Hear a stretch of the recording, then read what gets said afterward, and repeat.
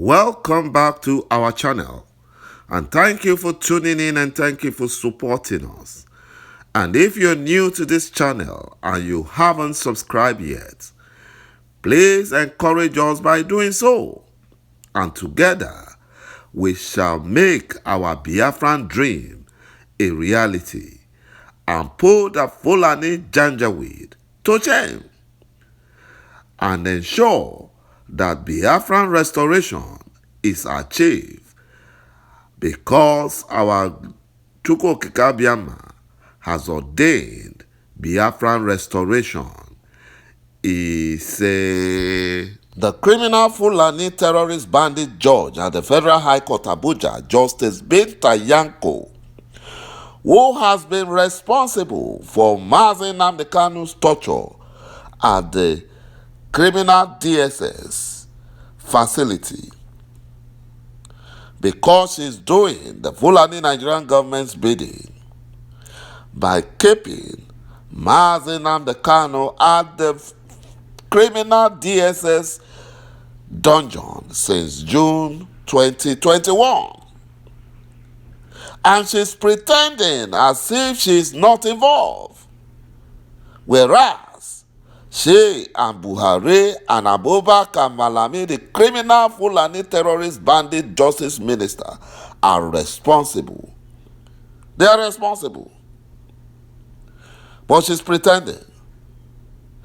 And that is why she has been criminally adjoining Mazi Nnamdi Kanu's trial at her court severally in order to prevent Mazi Nnamdi Kanu's trial to happen, because she knows that Mazi Nnamdi Kanu has committed no offense against the Nigerian Constitution or any known international law. Justice Nyako and Abubakar Malami knows that if they allow Mazi Nnamdi Kanu's trial to start or commence, Buhari's government will not only be exposed, but they will be ridiculed and put to shame and made a laughingstock among the Committee of Nations. Also, Justice Binta Nyako, Abubakar Malami, Buhari, and the Nigerian security agencies will all be jailed once Mazi Nnamdi Kanu is allowed to defend himself at the Federal High Court, presided over by Justice Binta Nyako.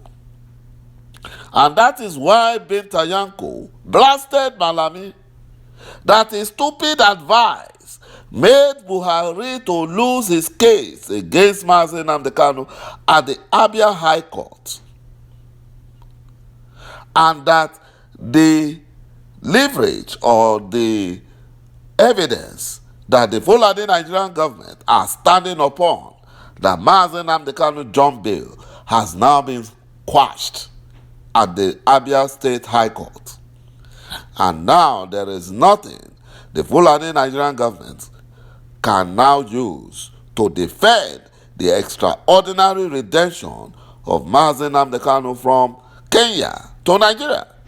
They have no defense. You know, Mazi Nnamdi Kanu's victory at the Abia State High Court has put the Fulani Nigerian government into a serious confusion. They're in serious confusion now, because they don't know what next to do. They don't know. They thought that they could sweep everything under the carpet.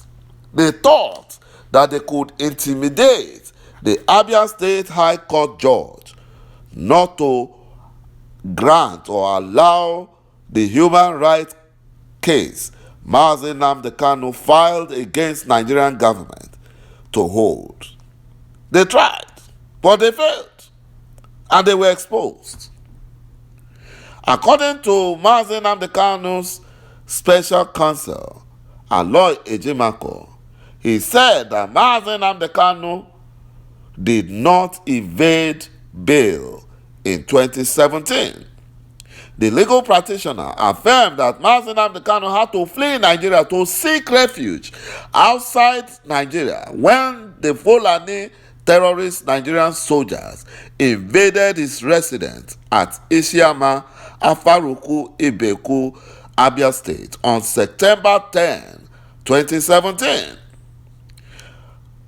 Barrister Ejimakor said that the judgment of Abia High Court by Justice Benson Anya on January 19, 2022 has exonerated Mazi Nnamdi Kanu, and this has exposed the lies and propaganda of the Fulani Nigerian government, BUHARI Media Center, and the compromised Nigerian news media, carrying a contrary news and reports claiming that Mazi Nnamdi Kanu evaded,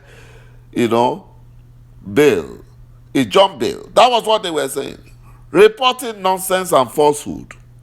Barrister Ejimakor said the press release is necessitated by the flurry of public commentary on January 19, 2022 judgment of the High Court of Abia State in favor of Mazi Nnamdi Kanu.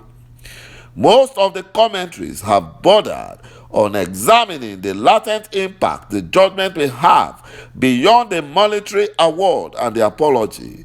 Of particular note is whether the judgment should directly or indirectly impact the persistent notion that Mazi Nnamdi Kanu had jumped bail in 2017, which was what grounded the bench warrant that was used to justify his rendition. In summary, the answer is in the affirmative that this landmark judgment has created new legal opportunities for Mazi Nnamdi Kanu, especially as regards impeaching the bench warrant that was grandfathered his extraordinary redemption. Barrister Ejimakor said that in the late 2017, he had maintained a well-publicized stance that Mazi Nnamdi Kanu never jumped bail, and that he will, in due course of time, prove that it was the Nigerian Fulani government that compelled him to flee and seek refuge outside Nigeria. This was the material issue before the court, and it prevailed. In particular, the court held that it is the view of this court that the army set out as pythons to terminate the life of Mazi Nnamdi Kanu. The military invasion of his home at Afaruku, Ibeku is so notorious that the court cannot turn a blind eye to it. He deserves an apology and compensation. Additionally, the court held that Mazi Nnamdi Kanu has by credible evidence proved to the Honorable Court that his fundamental rights to dignity of human person and personal liberty were wantonly or brazenly violated by his fundamental rights to life threatened by the Fulani Nigerian government. In other words, the court impliedly held that Mazi Nnamdi Kanu never made a voluntary decision to flee Nigeria or to be absent from his trial. To this extent, this judgment has finally obliterated the vested and false notion that Mazi Nnamdi Kanu jumped bail back in 2017.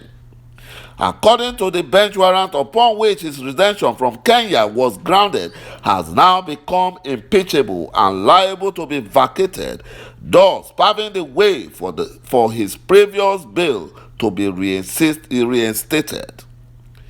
In June 2021, Mazi Nnamdi Kanu was kidnapped in Kenya and extradited to Nigeria to face treason charges. Mazi Nnamdi Kanu was subsequently arraigned and brought before Justice Binta Nyako, a judge of the Federal High Court in Abuja, who asked him to be remanded at the criminal DSS custody.